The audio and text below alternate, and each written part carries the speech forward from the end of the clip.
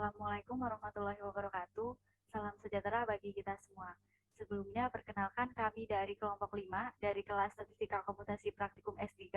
Di sini kami akan mempresentasikan hasil kerja kelompok kami dengan materi estimasi dan pengujian hipotesis mean dua populasi yang beranggotakan ada Syifa Unadiro dengan NIM terakhir 002, ada Tiara Aina dengan NIM terakhir 033, ada Lulu Uljana dengan NIM terakhir 087, ada Leni Sartika dengan NIM terakhir 092, dan Sarah Natasha dengan NIM terakhir 094. Yang pertama ada latar belakang. Nah, dalam dunia pendidikan, statistika sangatlah penting karena statistik digunakan untuk menginterpretasikan data-data yang diperoleh selama melakukan sebuah penelitian. Nah, di dalam ilmu statistik, terutama dalam statistika pendidikan, terdapat berbagai uji yang sering dilakukan atau digunakan oleh peneliti dalam menganalisis data. Nah, salah satunya yaitu uji T. Fungsi dari uji T ini yaitu untuk mengetahui tingkat keefektifan maupun pengaruh yang signifikan suatu metode atau variabel terikat terhadap variabel bebasnya. Next. Kegunaan dari uji tes juga sebagai alat statistik analisis data dapat dipakai juga untuk menguji salah satu sampel atau dua sampel. Khususnya untuk pengujian dua sampel, uji tes dapat dipakai untuk menguji dua sampel yang bebas dan atau sampel yang saling berkorelasi atau berpasangan. Nah, sedangkan untuk pengujian sampel bebasnya sendiri, uji t-test dapat dipakai untuk menganalisis dengan varian yang bersifat homogen ataupun heterogen.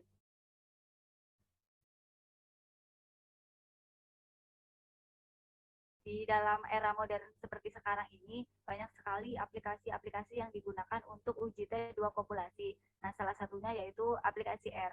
Nah, dalam pemrograman R ini merupakan suatu sistem untuk melakukan analisis statistik dan grafik. Menurut Kurniawan tahun 2016, program R ini merupakan salah satu software yang mana sangat populer di Indonesia. Nah, dewasa ini program R juga populer dipergunakan baik di bidang akademik maupun industri, khususnya di bidang sains dan data. Selain itu, paket yang disediakan untuk analisis statistika dan analisis numerik sangat lengkap dan juga terus bertambah setiap saat. Hal ini membuat R banyak digunakan oleh para analis data. Selanjutnya ada rumusan masalah. Di kelompok kami terdapat 3 rumusan masalah. Yang pertama yaitu bagaimana cara menentukan algoritma dan pemrograman untuk estimasi dan pengujian hipotesis mean dua populasi. Yang kedua ada bagaimana cara membuat program dengan menggunakan RStudio untuk estimasi dan pengujian hipotesis mean dua populasi. Dan yang ketiga bagaimana pengaplikasian estimasi dan pengujian hipotesis mean dua populasi dalam kehidupan sehari-hari. Nah, untuk tujuan penelitian itu sendiri, yang pertama itu ada untuk menentukan algoritma untuk estimasi dan pengujian hipotesis mean dua populasi. Yang kedua, untuk membuat program dengan menggunakan RStudio untuk estimasi dan pengujian hipotesis mean dua populasi. Dan yang ketiga yaitu untuk pengaplikasian estimasi dan pengujian hipotesis mean dua populasi dalam kehidupan sehari-hari. Selanjutnya ada tinjauan pustaka. Yang pertama itu pengertian hipotesis. Menurut Purwanto pada tahun 2007, hipotesis adalah pernyataan atau tuduhan bahwa sementara masalah penelitian yang kebenarannya masih lemah atau belum tentu benar sehingga harus diuji secara empiris.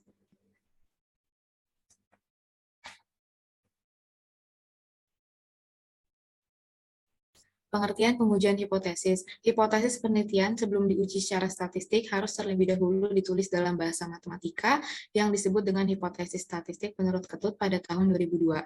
Sebelum melakukan pengujian hipotesis, perlu diketahui terlebih dahulu bahwa hipotesis dinyatakan dalam 2 bentuk, yaitu yang pertama, hipotesis 0 atau H0 merupakan dugaan awal terhadap suatu pernyataan yang dapat diterima atau ditolak. Hipotesis 0 juga hipotesis yang menyatakan tidak adanya hubungan antara variabel menurut Smarsini pada tahun 2009. Selanjutnya, hipotesis alternatif atau H1, hipotesis alternatif merupakan hipotesis yang ingin dibuktikan. Hipotesis alternatif adalah hipotesis yang menyatakan hubungan antara variabel.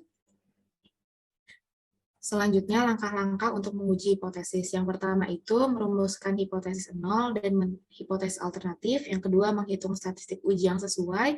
Yang ketiga, menentukan daerah kritis berdasarkan statistik uji dan taraf nyata atau alfa. Yang keempat, membuat keputusan yaitu Tolak H0 jika statistik uji memenuhi daerah kritis, terima H0 jika statistik uji di luar daerah kritis, dan yang terakhir membuat kesimpulan. Selanjutnya, uji min 2 populasi adalah suatu penelitian seringkali menggunakan 2 sampel atau lebih sebagai objek penelitiannya. Tujuannya untuk melihat ada tidaknya perbedaan setelah sampel tersebut diberikan perlakuan yang berbeda. Untuk itu dilakukan pengujian hipotesis rata-rata 2 populasi. Terdapat beberapa kondisi yang perlu diperhatikan dalam pengujian hipotesis rata-rata 2 populasi, yaitu yang pertama, apabila variansinya sama dan diketahui, dan yang kedua, variansi yang sama dan tidak diketahui. Selanjutnya akan dilanjutkan oleh teman saya. Selanjutnya adalah bagian algoritma. Yang pertama memanggil TCL-TK dan TCL-TK2 dengan fungsi perintah library di dalam burung. Terus yang kedua itu membuat menu, submenu, dan sub-menu dengan perintah TK menu dalam kurung. Yang ketiga itu membuat tipe font dengan perintah TK font create dalam kurung. Yang keempat membuat tipe frame dengan perintah TK frame dalam kurung. Yang kelima itu membuat cover, di mana covernya itu nanti ada di halaman pertama. Dan yang keenam itu membuat tombol keluar dengan perintah TK bottom dalam kurung. Yang kedua itu adalah bagian perhitungan estimasi dan pengujian hipotesis min 2 populasinya. Yang pertama itu algoritmanya untuk data ringkasan, membuat kolom inputan menggunakan TK entry dalam kurung. Untuk pilihan H1-nya menggunakan TK radial bottom dalam kurung, dan pilihan nilai alfanya dalam persen itu menggunakan TK split dalam kurung. Terus yang bagian kedua itu untuk input data, di sini akan memunculkan tabel untuk menginput datanya. Yang ketiganya itu untuk bagian import data, di mana untuk yang SPSS-nya itu read.spss dan untuk Excel-nya itu read.cvs. Yang pertama itu untuk bagian sampel varians diketahui atau uji Z varians populasi diketahui. Di mana daerah kritisnya itu jika RB-val, di mana RB-val ini merupakan nilai hipotesis H1 bernilai sama, maka nilai hitungnya itu ZT sama dengan Q norm dan selanjutnya.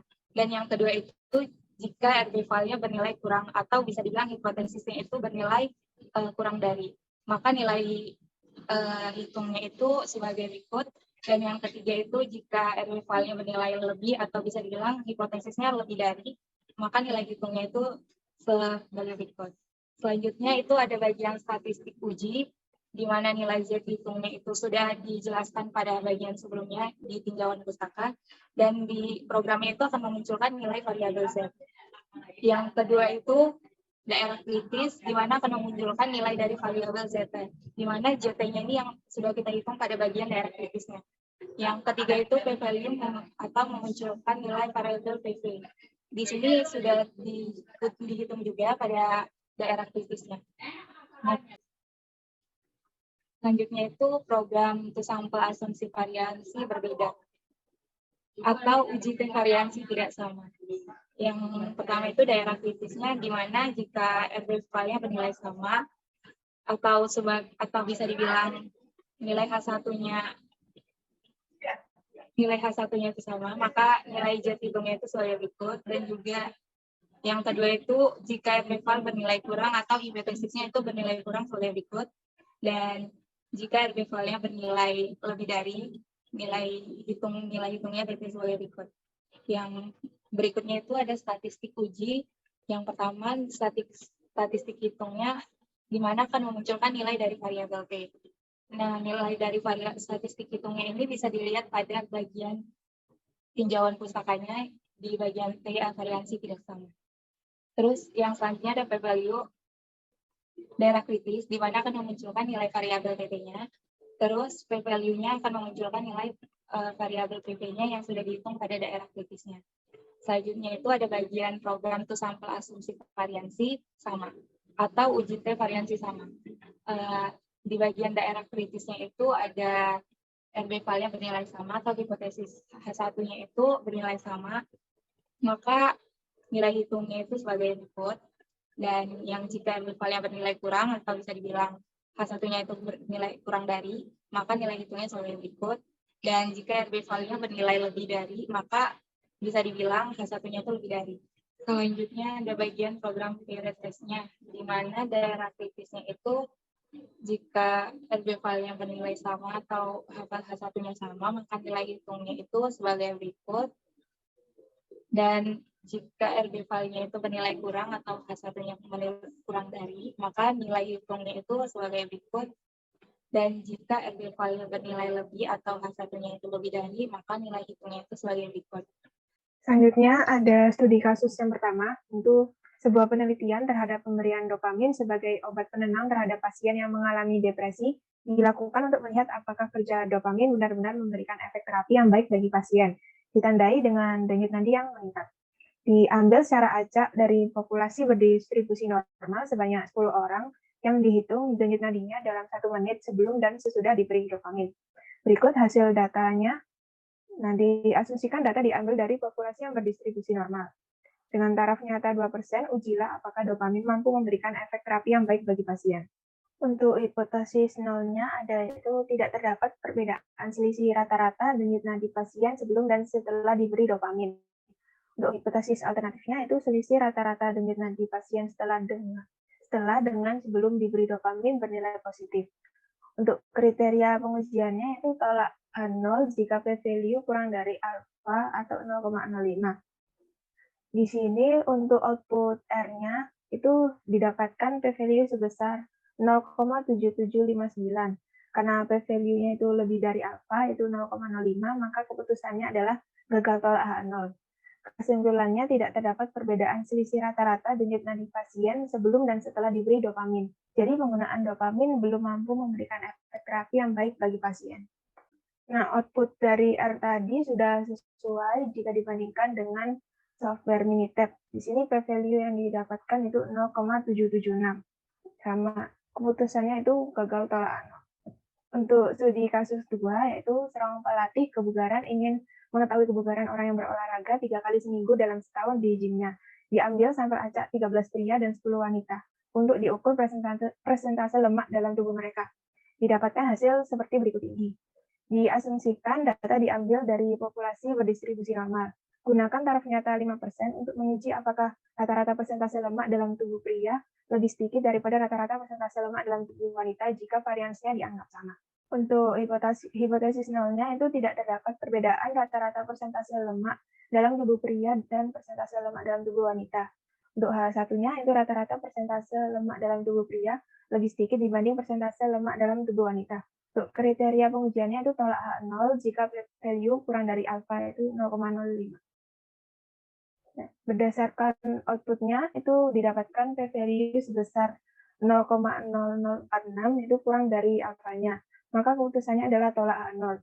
Kesimpulannya rata-rata persentase lemak dalam tubuh pria lebih sedikit dibanding persentase lemak dalam tubuh wanita. Nah, output tadi sudah sesuai jika dibandingkan dengan Minitab, yaitu p-value-nya 0,005. Dengan keputusannya itu tolak 0.